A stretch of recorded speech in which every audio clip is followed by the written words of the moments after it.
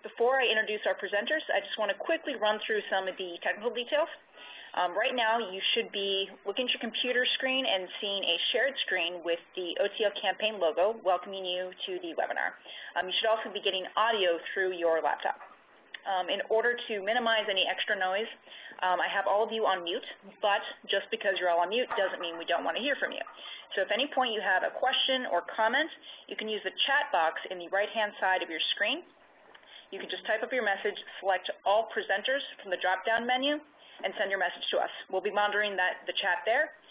You can also tweet any questions or comments you have to us using the Twitter hashtag ARCOTL. That stands for Applied Research Center and Opportunity to Learn. So hashtag ARCOTL. So with those details out of the way, I'm going to go ahead and hand this off to our presenters. Our presenters are Terry Kelleher and Jermaine Toney from the Applied Research Center. Terry is the director of the Applied Research Center's Racial Justice Leadership Action Network, and Jermaine Toney is a research consultant with ARC. So I'll let them tell you more about the Applied Research Center and let them get underway with the presentation. So Terry, will go ahead and pass the presenter privileges over to you. All right, thanks. Jocelyn, can you hear me, everyone? You probably can't respond to that mute, but you can chat in if you can't. I'll assume you can hear me. This is Terry Kelleher at the Applied Research Center, and my colleague Jermaine Toney is also with us. And the Applied Research Center, for those of you who may not know, it's a national racial justice organization. We publish Color Lines magazine. We have a research department. We also do trainings and leadership development functions. And we've also been a longtime friend and fan of the Schott Foundation's Opportunity to Learn campaign. We've collaborated around some of our national conferences at Facing Race, and Rinku Sen has served on the board of directors of the Schott Foundation. So we're very much a fan of the work and really appreciate the work that many of the grantees are doing around education equity. So we're happy to be presenting this today. And I'm going to put up some slides in a second. They're coming up momentarily. You should be able to see them at this point. And let me see if you can, if this advances properly. It seems like for some reason what I'm seeing is not the slides at the same time, so I'm wondering if people can see those slides at this point. Terry, right now we see your internet browser with the PowerPoint behind it on your desktop. Okay, it's just not coming up in. I'm sorry, it's not coming up in the event space. So when I advance it, I don't think it's advancing. Sorry about the technical difficulties.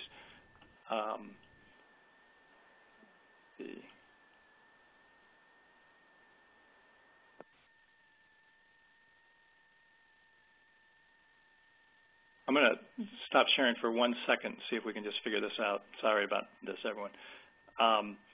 When I go to my screen share, it just shows the slideshow, but it's not showing me how to advance it.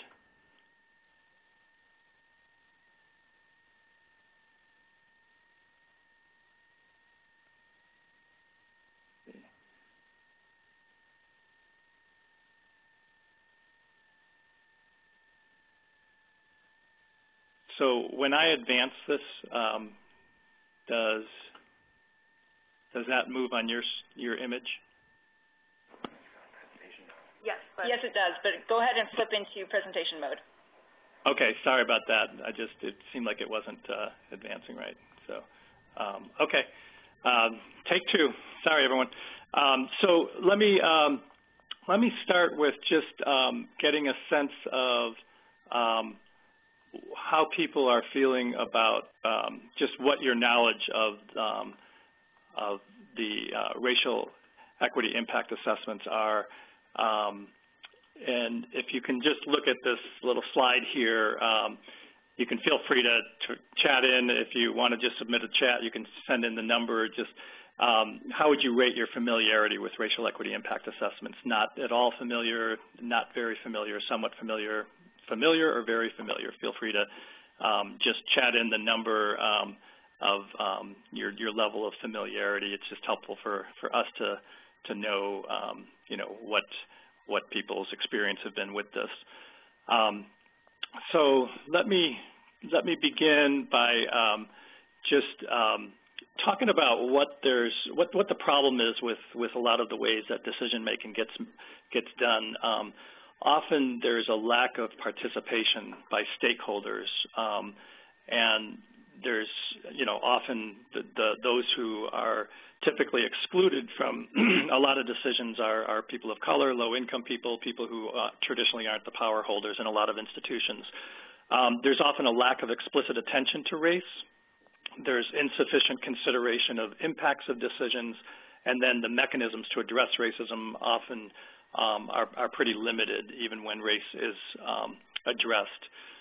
So I want to tell you a little story just to begin on why racial equity impact assessments are pretty important. I used to live in California, and at the time I was living there, there was a whole initiative called the California Class Size Reduction Initiative that a lot of school reform and school equity advocates put forth. And what they wanted to do was try and invest more money into the primary grades, K through 3 education, thinking that if they were to do that, a lot of the research was saying that the benefits long-term really paid off. You could, in addition to giving people a lot more opportunities, you could increase employment, reduce incarceration, just a lot of good benefits and a lot of good rationale for investing money there. So they came up with this initiative, invested $1.6 billion in K through 3. The idea would be to reduce the classes, and if you, reduce those classes, then, again, the research showed you could give a much better education opportunity to folks. So the way they set this up was any school could apply for the grants. There was a pool of money that the legislature created, and whoever applied and got in first and was accepted got the money, and then they could start hiring new teachers and subdividing their classroom space into smaller classes. What happened was a little unexpected. The school districts that had the most administrative staff to even apply for the money in the first place, were first out of the box to apply for those grants. They had the staffing resources to just, know about the program and apply. And so with that money, they began to advertise for new teachers, and many of the applicants for those teachers were actually teachers who were teaching in urban schools that saw an opportunity sometimes to work in a wealthier, more resource school. Sometimes they were the suburban, whiter, and wealthier schools that actually had the space available to even start subdividing their classes. So they got the money first. They hired teachers, and they actually were able to diversify their teaching force even more so because they were getting some applicants from urban school districts. They saw an opportunity to make more money in a smaller classroom in a more resource school, perhaps a safer neighborhood, different attractive elements to that. Meanwhile, the schools in the urban areas that the higher concentration of students of color and low-income students were attending, they didn't have the staffing to apply for the grants. They didn't have the classroom space. They were often in dilapidated old buildings, so they couldn't create more classroom space anyway. So what happened, the net effect of this was that the whiter and wealthier schools were able to get their class sizes reduced with qualified teachers, and the urban schools actually had to do emergency permitting of their teachers because there was now a shortage of teachers, and they could hire a teacher who had no experience teaching and even no teaching credential. All you needed was an undergrad degree, and you could get put in the classroom. So it actually had the effect of exacerbating racial disparities because some kids now are sitting in a class with a less qualified teacher in just as overcrowded of a classroom, while other kids are sitting in a smaller classroom with a qualified teacher. So it's an example of how well-intentioned proposals can actually expand racial disparities. And so we really want to prevent that kind of thing from happening. And there were lots of, good racial justice, advocates in the mix, and they thought, let's not talk specifically about the racial disparities. Let's just create a universal program that can benefit everyone. But in fact, as sometimes universal programs do, they still won't eventually get to those most vulnerable or, most in need of the services. So had they considered racial impacts ahead of time and looked at each group, they would have been able to perhaps adjust the proposal, perhaps come up with a phase-in of who would get the money first, perhaps some weighted criteria for who would qualify, giving more preference to those in most needs in the lower income school districts, that kind of thing. So that's where a racial equity impact assessment could have helped them adjust that program on the front end before you saw the negative consequences on the back end. So just a little bit about the next chunk is just where these ideas come from. Just using this metaphor of coming up with a preventative way to address some of the problems of racial inequality. The prognosis here is that when you can predict a probable course and an outcome, you can then make an intervention. You can forecast or predict what's going to happen. So, like if you go to a doctor, they'll sometimes give you a diagnosis and a prognosis of what's going on, and then help try and mitigate the consequences. So that's exactly what we're trying to do with racial equity impact assessments.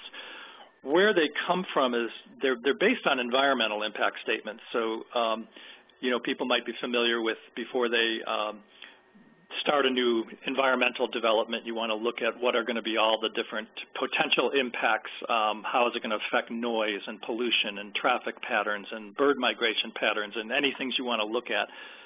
You can do the same with race. You can look at how this is going to affect different racial groups, immigrant groups, refugees, to really anticipate and think through on the front end what your decisions are going to have, bearing on different groups, on the back end.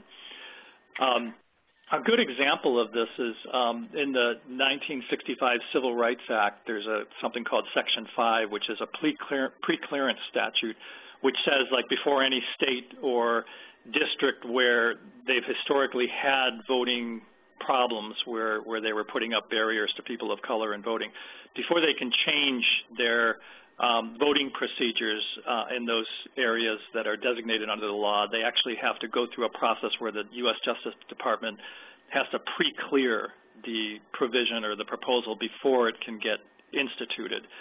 It's actually the provision that right now is being contested at the U.S. Supreme Court level.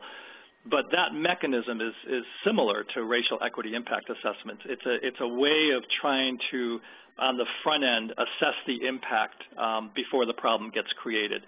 And those are the very kinds of mechanisms we need more of, and unfortunately the Supreme Court is considering actually dismantling this.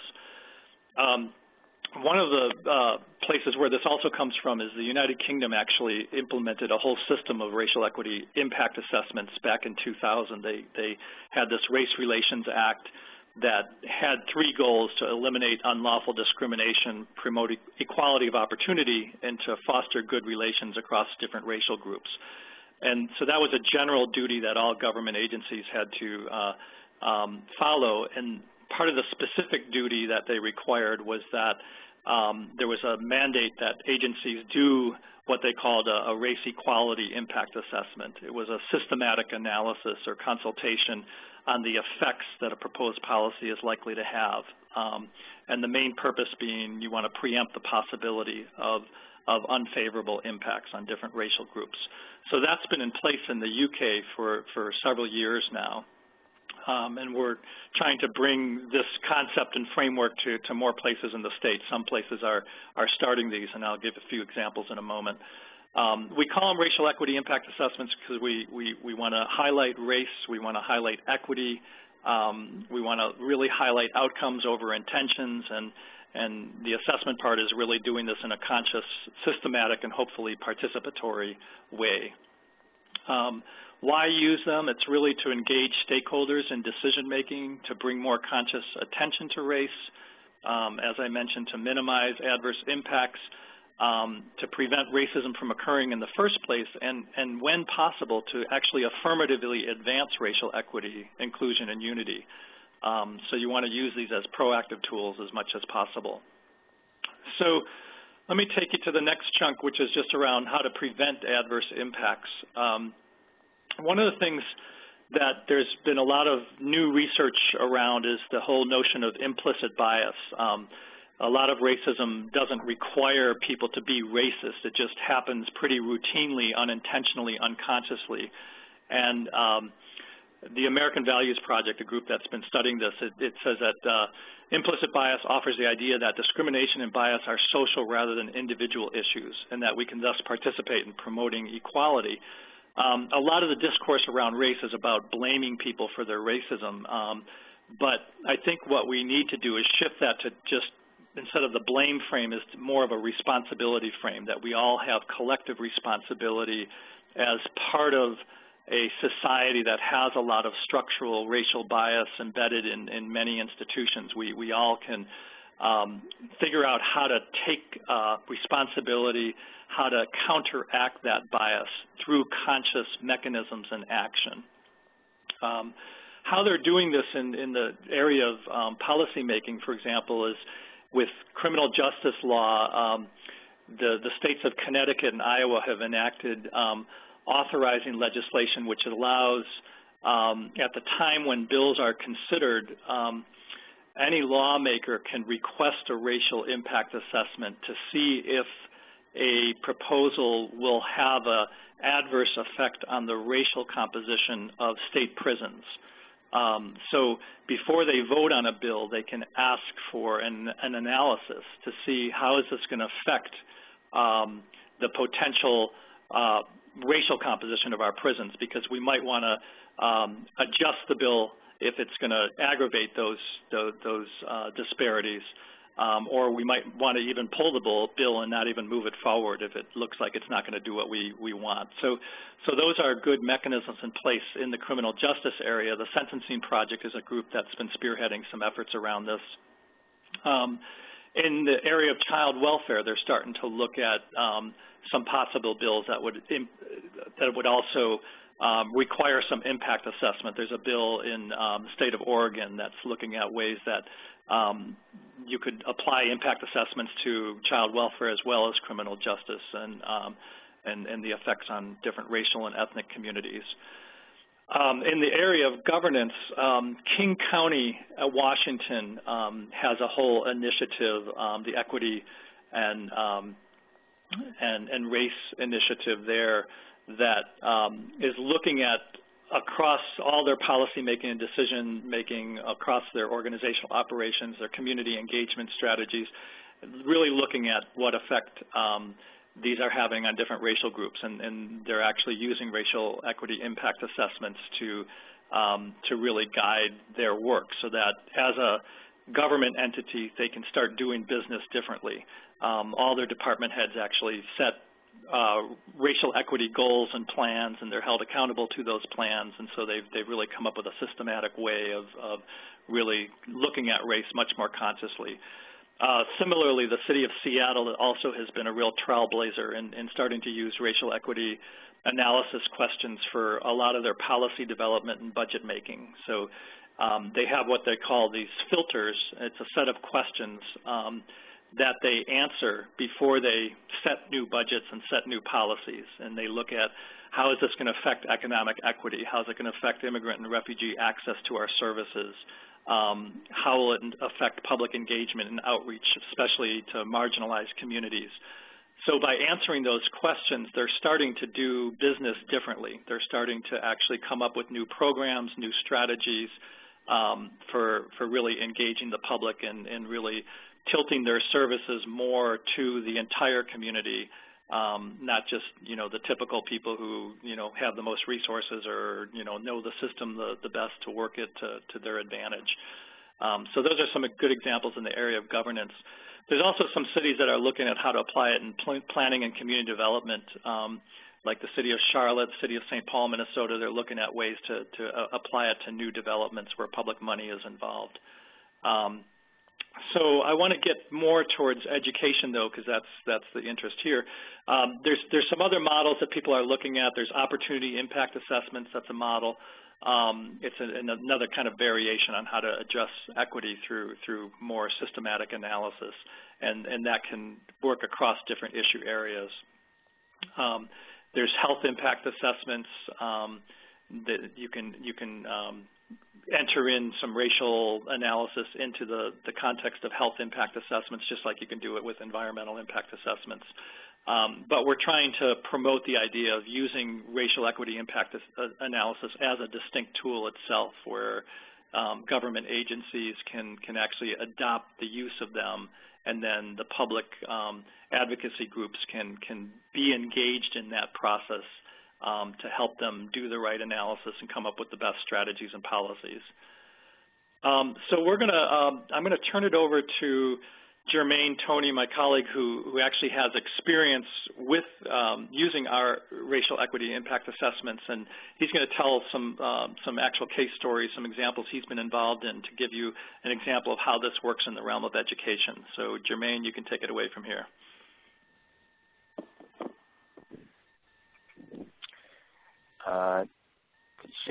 Can you shift the ball, Terry? Yep.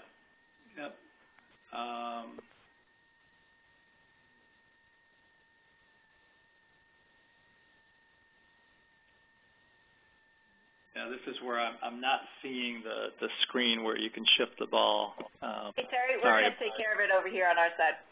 Okay, sorry about the technical difficulties.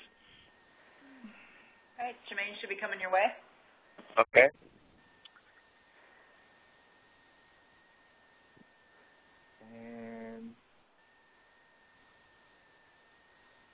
And the PowerPoint. Yep, we can see it. Oh, never mind. Okay. Well,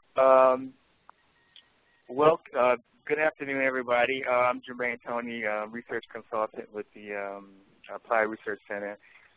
Before I came to the Applied Research Center, I worked as the lead researcher with the Organizing Apprenticeship Project in Minnesota. The Organizing Apprenticeship Project is an intermediary organization working to advance racial justice through community organizer and leadership training, policy research, and strategic convening.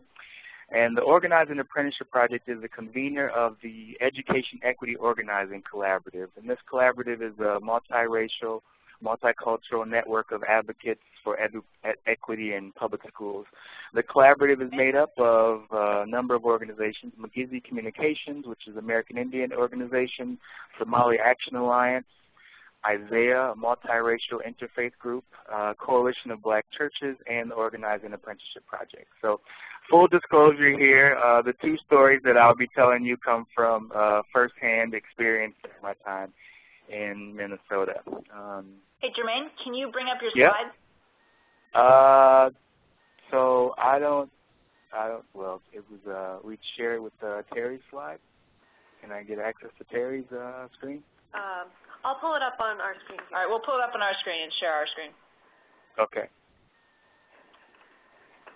All right, so just let us know when you want to advance the slides. Okay. Okay. Thanks, folks, for hanging tight for just one moment while we figure this out.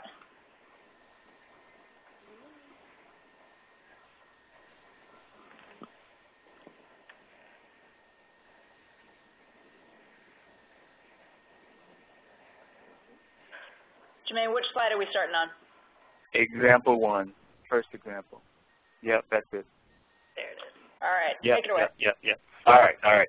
So the first example, organizations of color conducted a REIA of a proposed $60 million Strong Schools, Strong City referendum.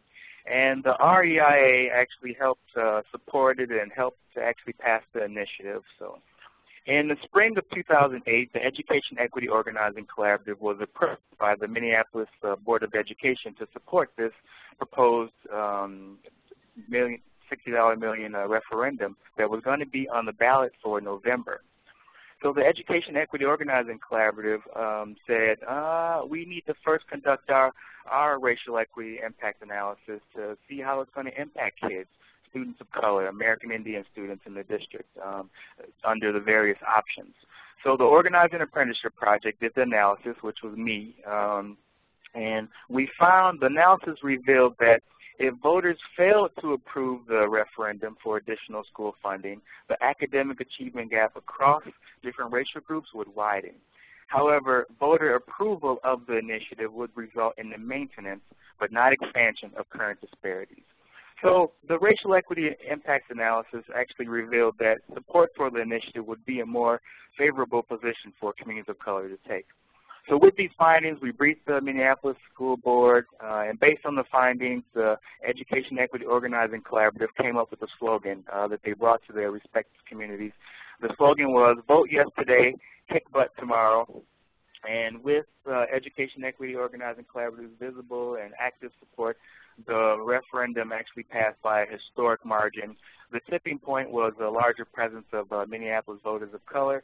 Underneath this, though, the bedrock was, the foundation for this was us first doing the racial equity impact analysis.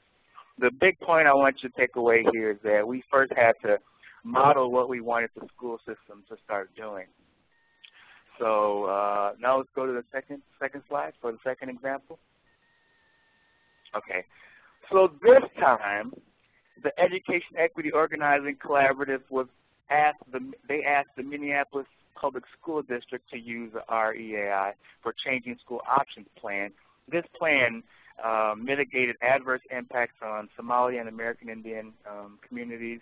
And one thing that you'll notice is that community stakeholders played an active role in initiating, monitoring, and engaging in the process. So a year later, now we're in spring 2009, the Organizing Apprenticeship Project offered a tool, a pocket guide, 5 questions that legislative leaders and community leaders can use to proactively strengthen the equity impacts of proposed cuts or stimulus. And some of the questions that we wanted to guide analysis, next slide. Yeah. So some of the questions, I'll just highlight a couple here, were 1, how does the proposed action, policy, budget, investment decision impact racial and economic disparities in Minnesota? Number 3, have voices of groups affected by the proposal, budget, or investment decision been involved in this development? What solutions were proposed? Next slide.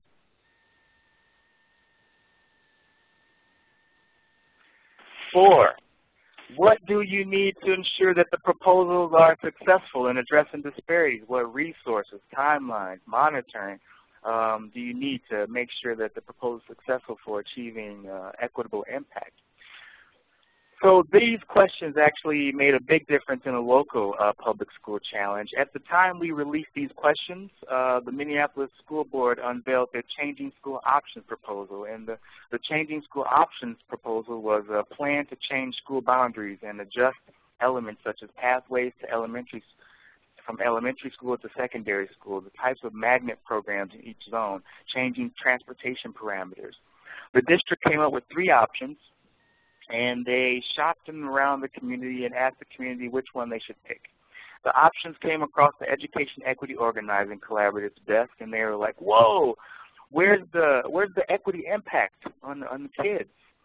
So the Education Equity Organizing Collaborative negotiated with the school board, which led the school board to adopt these questions that we're looking at, and that they adopted these questions as a tool to authorize the district staff to revise their recommendations around changing school options to be more explicit around race, culture, and economic equity of the options.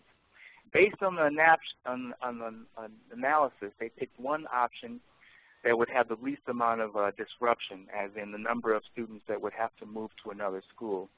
But still, the most equitable option still revealed that Somali kids and American Indian kids would be the hardest hit. For Somali kids, a major school would be closed. For American Indian kids, they would be forced to change schools to cross boundaries without a choice to decide. So the final results, next slide, The final result was that the collaborative helped the Somali community save Pratt Elementary School, and this is the school, which was a major pathway to an excellent Sanford Middle School. Also, in addition to saving this school, the proposal was amended to consult American Indian families on a case-by-case basis on where they wanted to attend schools instead of being forced to cross school boundaries. So the key point here I want you to take away is that, by the Minneapolis School Board adopting these questions, they were able to do their own racial equity impact analysis on a major school decision and prevent much harm. And they're the first district in the country, I think, to do this, this assessment. Next slide. Another key point is that I just want to drive home here is that stakeholder engagement is key.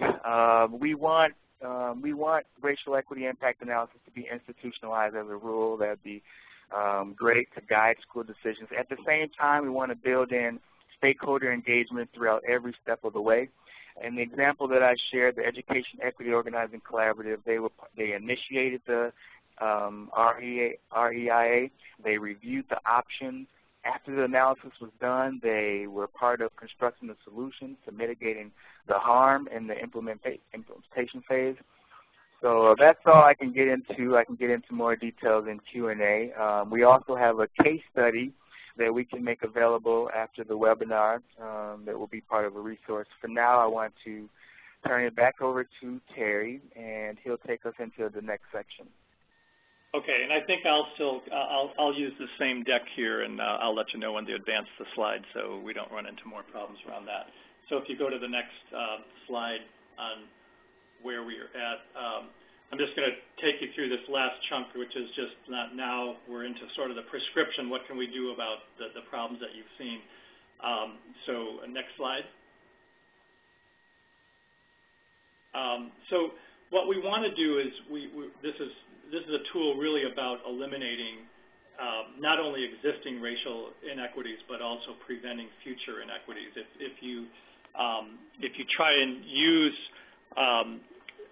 basically de-biasing tools at the time when we normally would use the same course of action, which is often infused with unconscious bias, we need mechanisms like racial equity impact assessments to help kind of stop us from just taking the same path we always take. We need to figure out how we can introduce these mechanisms at the point of decision making before the decisions get made, so that we're basically replacing unconscious bias with conscious equity-mindedness.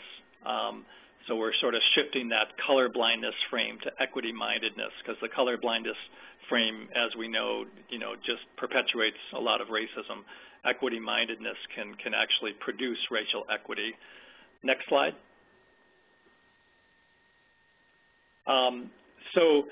So when we think about how we can use this, we want to actually advance equity, we want to advance inclusion and unity, kind of borrowing off that United Kingdom framework. There's so many opportunities when we make decisions, not just to prevent the bad stuff, but to really take the values we're trying to move forward and infuse those into actual policy language and policy proposals and budgetary decisions. So the more we can use some of the questions for analysis as basically primes, to prime our consciousness to think about these things, to think about our values, to think about our equity goals, so that we actually come up with better plans and better decisions. Next slide.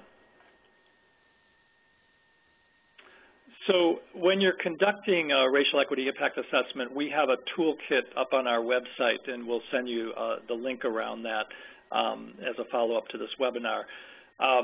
There's several steps that you can do to do these well. What we don't want to do is we don't want racial equity impact assessments to just become like another bureaucratic checklist. It's very much an engaged living process where there's a dynamic interchange between the stakeholders and decision makers. So the way to begin is first to identify who are the stakeholders around the decisions being made and how do we get them engaged in the process. unless we engage the stakeholders right at the get-go, the other decisions are not going to be as well informed. So figuring out mechanisms to engage the stakeholders, and then to begin identifying and documenting what are the current inequities that you're trying to address, and then to really start looking at the causes.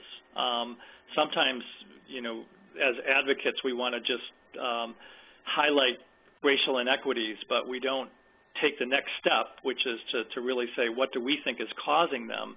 And then to take the additional step, what do we think are some of the remedies or the solutions? We can't leave those decisions to the policymakers. So it's not enough for us to just call out the racism. We actually have to be about creating racial equity, and we have to be able to propose those solutions and point to the causes that those solutions are getting at. The next slide has some additional considerations, how to then look at the adverse impacts, figure out how to advance equity, looking at what are some alternatives to improve whatever proposal you're looking at, and then what are the mechanisms you're going to build in to make sure it's viable and sustainable, like is there funding and staffing, and is there public participation provisions, is there public reporting provisions, so that even when you come up with a good idea, you make sure that there's the mechanisms to support and sustain success. And you want to have some success indicators so you know how to evaluate whether progress is in fact being made. Next slide. So just as a quick exercise, you can think independently for a moment. Think about if you can think of a way you can apply this to your work around school equity issues. What is what might be some angle that you could possibly propose? Maybe there's a proposal being considered around school discipline or around testing or some of the issues you're involved in. How might you propose that a racial equity impact assessment be applied to that process? So why don't you just take a minute and think about that, and if anyone wants to chat in, submit a chat of your response, like, if you can think of an idea of how you would apply this, go ahead and submit that on in your chat box. I'll give you a minute to think about that.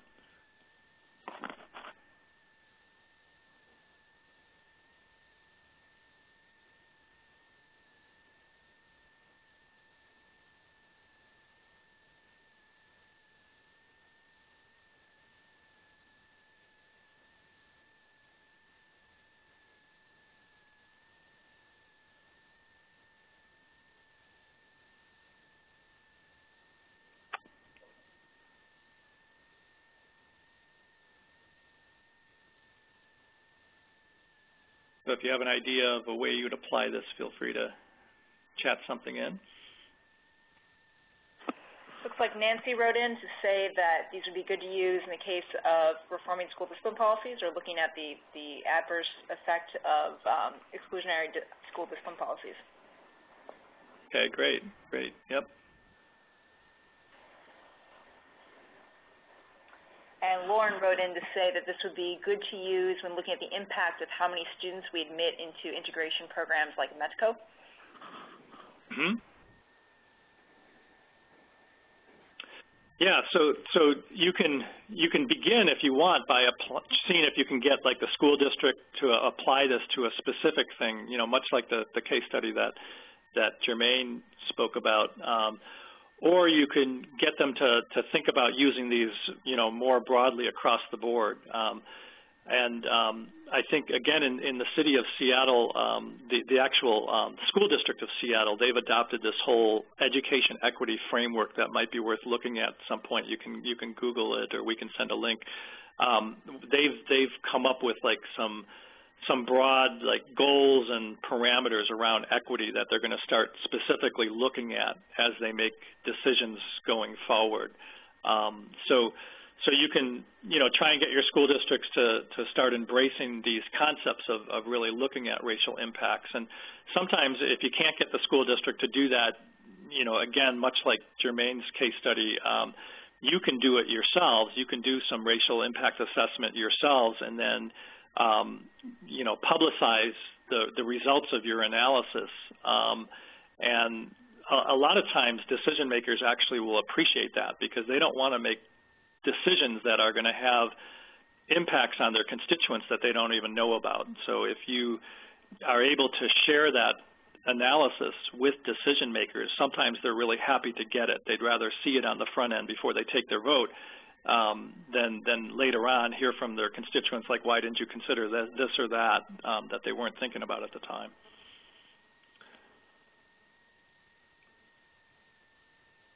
So those are some good examples. Thank you for submitting some of those.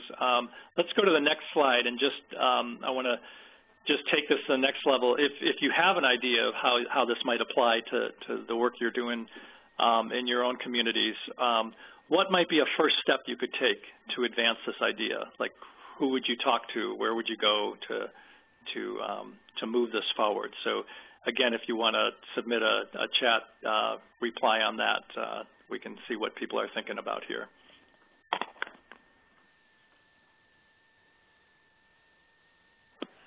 Terry, while folks are writing in, we've got a question from Karen, who's asking how we can go about sort of implementing these impact assessments without, you know, by yourselves. What are the sort of first steps that you can take without a whole lot of engagement? Yeah, good question, Karen. Like, the first thing that I'm mentioning is that just if you begin to practice using these tools yourselves, I think that's one good way to start using that. Like an example I'll give is another similar tool is we were working with a group called Citizen Action of New York that does a lot of equity. They're part of the SHOT OTL network, and they've been involved in, you know, a lot of school equity issues, financing, education, you know, financing issues, trying to get, you know, much more revenue for schools. And we did a training with them around how to frame issues with a race lens. And in that training, we have people think about, you know, what are the racial impacts of the issue you're working on. Sometimes people want to just frame things solely as like a class issue, even though it's often class and race. Sometimes they're related, but sometimes they have distinct you know, dynamics to them that also have to be given specific attention. So now what CANI does is they have a new board policy that says at the time when you're framing an issue around race, you use a race framing tool to remind yourselves of whether we should be considering race and whether we should be framing the issue around race when we talk about the issue and when we propose solutions to the issue. And if we don't consider race, we should provide an explanation back to the board as to why, you know, we think that, you know, maybe race isn't the most salient issue at this point to be bringing up. So it's a way to just start using these tools yourselves to really remind yourselves how to really keep racial equity in the foremost, you know, forefront of your minds. And as you get more in the habit of using those tools yourselves, I think you become more experienced and better advocates to then get others to use the tools, because these tools can be used by policymakers, they could be used by foundations, they could be used by all kinds of people who, you know, make decisions that have some kind of bearing on racial outcomes.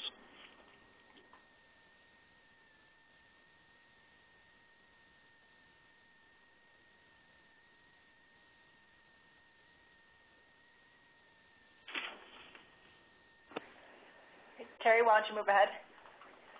Okay, you can bounce to the next slide. And so just in summary, really what we're trying to do is move the conversation from like a reactive, always responding to racism, to one that's proactive and preventative. You know, if we just focus on calling out the racism and producing disparity studies and that kind of thing, we're kind of only getting to half the work. The other half of the work really is about creating equity to really come up with proactive proposals. And I think that this is a mechanism that can help us really become more conscious and skillful on what kind of proposals are going to really have the kind of impacts and outcomes we're striving for. We're trying to move the frame from, as I mentioned, a colorblindness framework to an equity-mindedness framework. So really trying to work with that whole phenomenon of unconscious bias, which is a lot of how racism is perpetuated. You know, some of it is intentional and blatant, but a lot of it is just routine unconscious bias. It's, you know, not intentional. Often people are not aware of it, and that's the kind of racism we really have to figure out how to root out, and this is a tool to help do that. It moves from exclusive decision-making, where a lot of the people who are most adversely affected are often not even at the table, to a much more inclusive framework where you're not only engaging but also empowering people with more input and decision-making power to determine their fates. And of course, then we're moving from a framework of inequity to a framework of equity, really trying to focus on equitable outcomes as the bottom line and a tool to help us get there.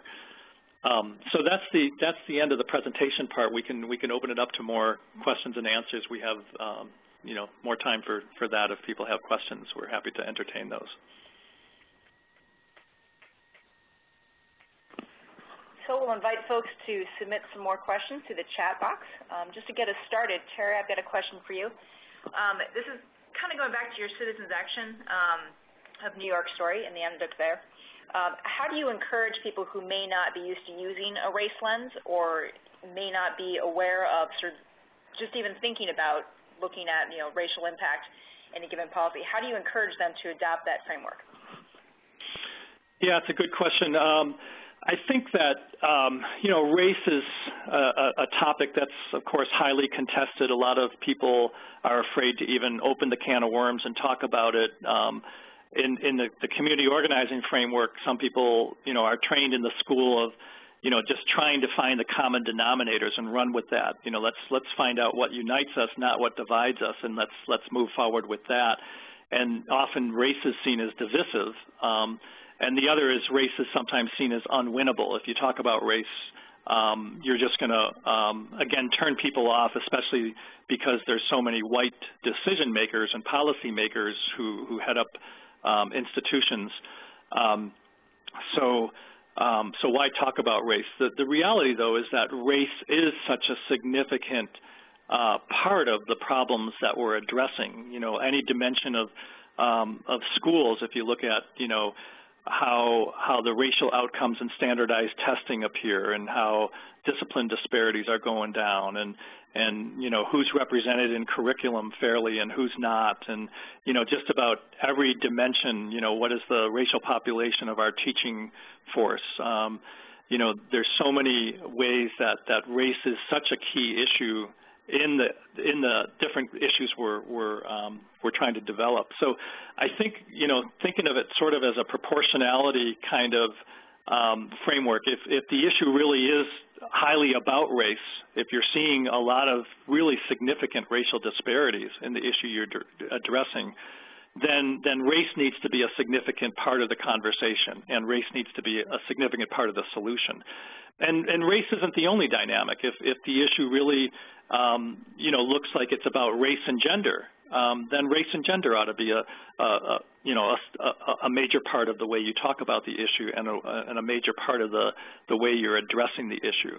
So I think it's really getting real about the problems that we're addressing and really trying to drill down and get to the causes, because if we gloss over some of the problems and some of those are about race, then we're not going to really get to good solutions. And sometimes, as I mentioned in that opening story, when we try and come up with universal solutions that lift supposedly all boats, they sometimes actually can benefit those who already you know, are doing better off to start with, and they can still leave behind those who are most marginalized.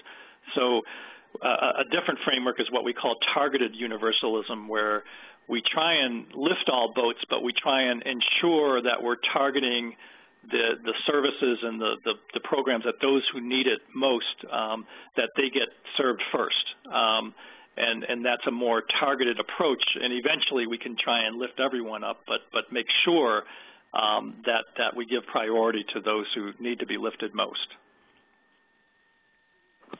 Great, thanks, Terry. We've got a question from Zara, and she's asking, have any of these racial equity impact assessments been done in the greater Boston area as it relates to nonprofits that serve youth living in public housing? Not to my knowledge. So these are still pretty new. There's different public entities starting to adopt them, but still very limited. So this is still a concept that needs to be really pushed if it's going to really take hold. There's some different entities that are doing some great work. Like, for example, I've done some work with the Boston Public Health Commission that really infuses a strong racial equity framework into a lot of what they do, and they're looking at ways they might apply a racial equity impact assessment to some of the work they're doing. But I don't know of any, formal use of them by other agencies there or organizations there right now. But that doesn't mean that they're ripe and ready to perhaps consider using something like this. So, I'd encourage you to, take the idea and see if you might turn some people onto it and see if, you might be able to move it forward. All right, thanks, Terry. We've got another question from Patrick, who's asking about, you mentioned that there were, you could look at this not just from a race lens, but also from a gender lens. What other types of lenses can you adapt this tool for? Well, basically, it's, this is a tool to try and get you to be more conscious about equity. So, like, for example, I was doing some consulting with a philanthropic organization that really looks at women's issues, but also wants to do the right stuff, the right thing around race issues, but they're primarily focused around women's issues. So in that case, we just tweaked the tool and had some explicit questions about gender that are tailored to the work that they're doing. And I think that's a good way to do that, is to look at tools like this, what I call equity primes. They're basically things to prime your consciousness of equity, and that can be economic equity, racial equity, gender equity, ability equity, immigrant status equity, trying to really make things fair for all people. And I think the good thing is that a lot of the same values and the same tools that you would use to advance racial equity are the very similar values and tools that you would use to advance other kinds of equity. So even though the dynamics are different, gender oppression isn't the same as race, oppression and class oppression, the dynamics are distinct, but some of the remedies, some of the tools that we can actually apply to help move the ball forward and get to more inclusion and equity actually have some commonalities. And so I would encourage people to take the ideas and tailor it to just make it useful to whatever you're doing.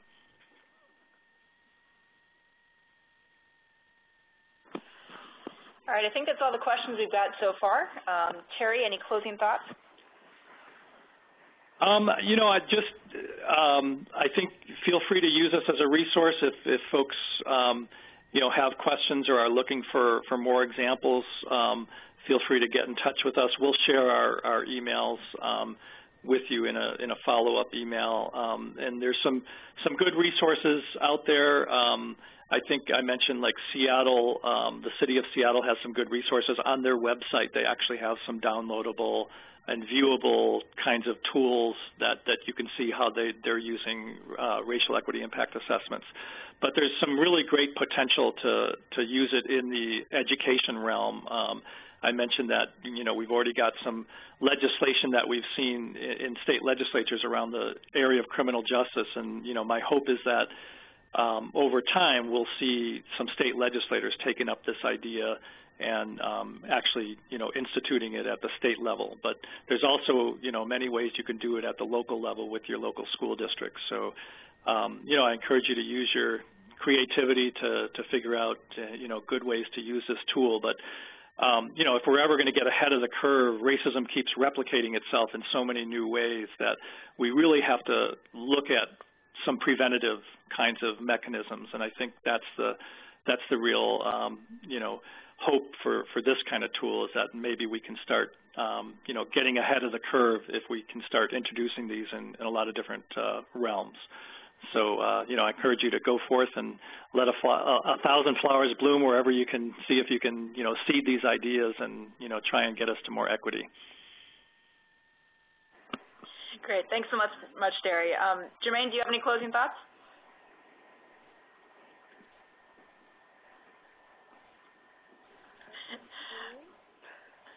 Might have dropped off. Not into the education realm. That sounds lovely. Yeah. All right. Well, thank you very much to both our presenters, and thanks to all of you who called in. We really appreciate it, and we hope you enjoyed the webinar. As Terry and Jermaine mentioned, we're going to be sending around a follow-up email. We've also been recording the whole webinar, and we'll make that available on otlcampaign.org. And we'll go ahead and put on the Racial Equity Impact Assessment tool, as well as the case study that Jermaine mentioned about the Minneapolis schools. So yeah, thank you all for joining us. Have a wonderful afternoon. Thank you, everyone.